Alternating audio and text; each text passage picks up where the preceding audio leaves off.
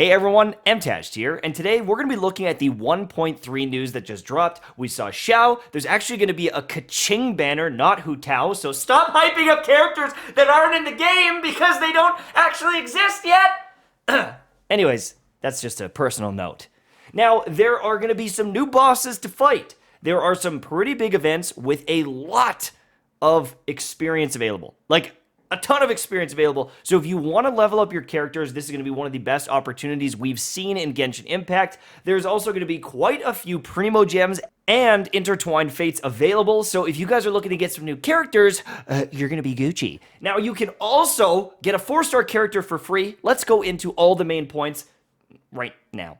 But first, a word from my sponsor. This video is sponsored by Raycons, baby. Raycon was founded by Ray J. And a lot of celebrities use it because they know these are the best earbuds for the money. They're like half the price of other earbuds.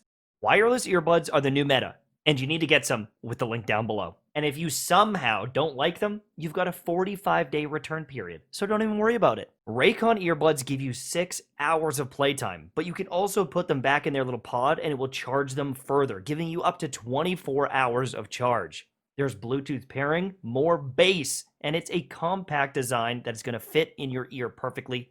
Look at this. You can shake around. They will not fall out of your ear. If you like music, you need Raycons. And if you click the link down below, you can get 15% off. Go to buyraycon.com/mtashed. Get yourself some everyday E25 earbuds, or maybe a couple pairs for everybody in the family.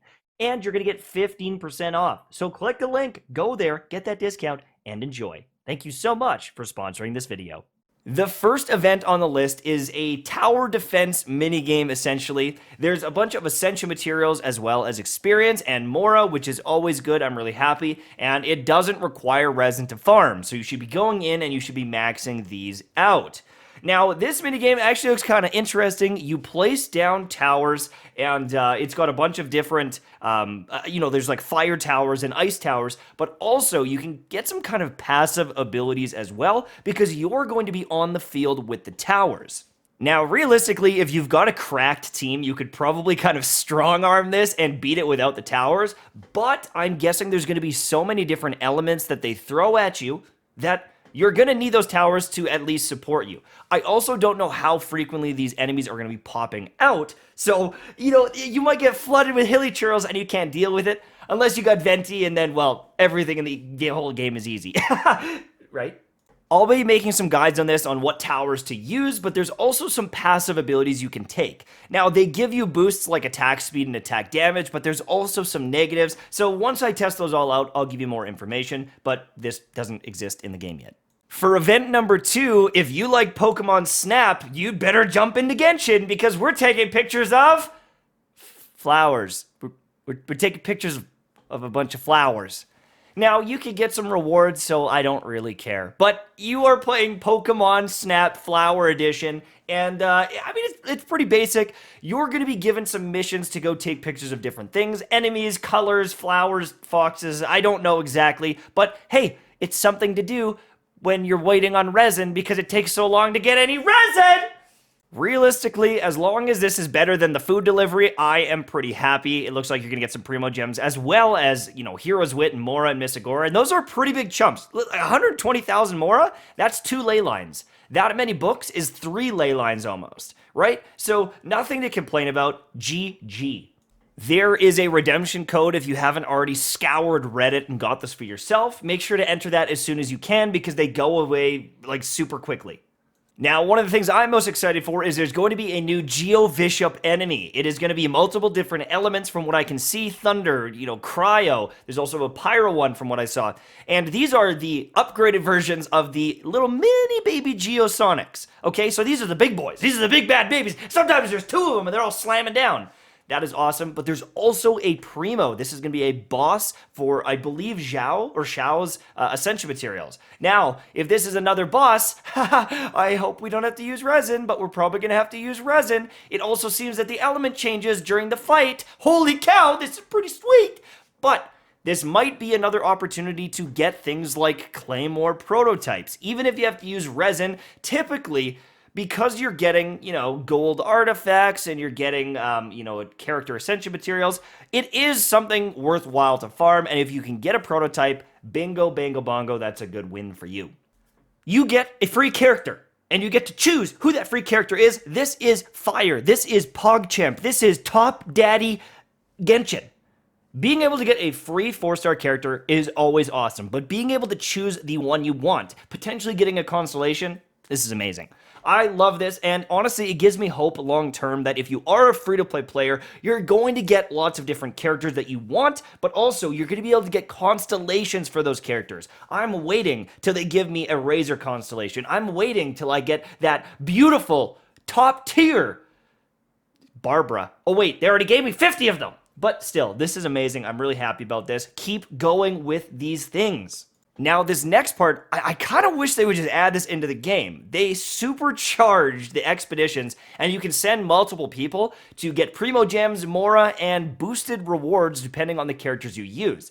Some characters are going to be better on different, activities, and I think that this is pretty sweet. You can also bring a friend to help support you in case you want to get some extra rewards, but this just looks like a more interesting expedition, and if they added something like this to the game, I think it would be a lot more fun than clicking the exact same thing every day.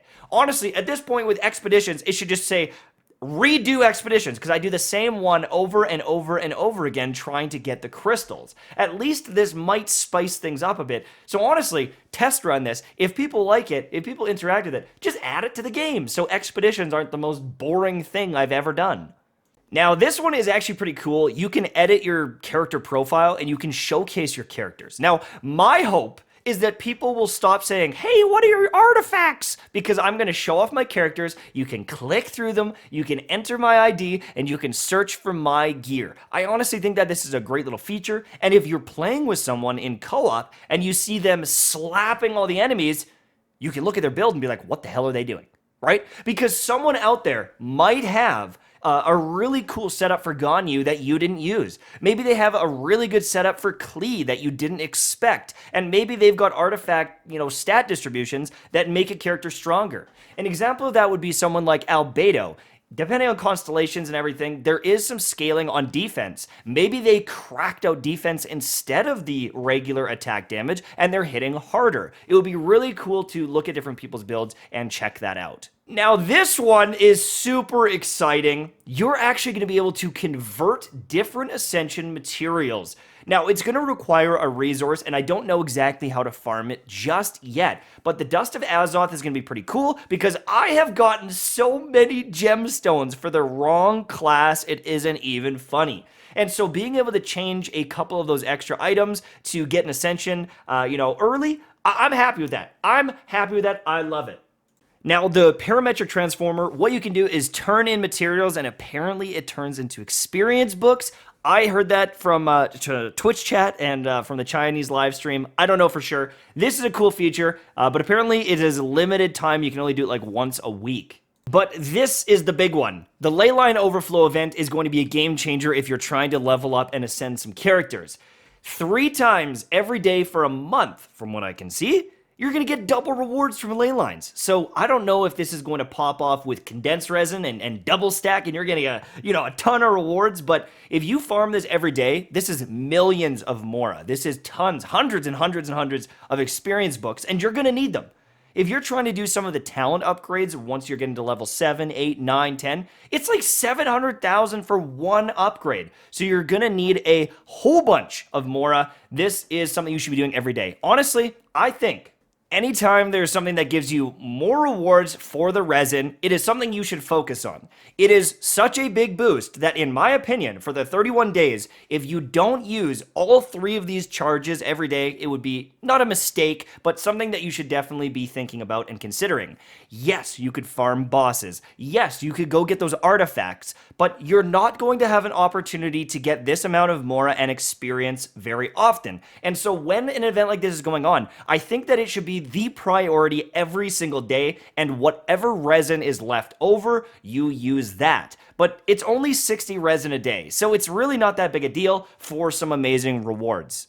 Now, there is another code, but also there's actually going to be a Kaching Banner. Now, this is the first time we've seen one of the standard base characters on a banner. I mean, some people wanted Hu Tao and everything, but other people I know are really interested in Kaching. I think she's one of the most fun characters to play, but I'm just surprised they did it. That means that they will probably do, a Diluc banner down the road or a Chi-Chi banner down the road. And so, if you guys are interested in getting Kaching, that is going to be available. But I think some people are salty because they want a new character to play. Now, there are some other little story quests and things available, but I'm not going to lie, 1.3 feels a little bit like filler content and nothing to really sink your teeth into. There's no new region from what I could see, which means no new chests or little puzzles to find. It seems like it's just going to be a little bit of, events, which is fine. I don't know how long it's going to be. If it's the 31 days, it's not too long, but I'm definitely hoping for more content soon. I'm hoping for more kind of exciting, maybe even end game content. But I'm going to wait. Maybe they'll surprise us. That's pretty much it. Thanks for watching. Hopefully you enjoyed the video. And I will see you guys very soon.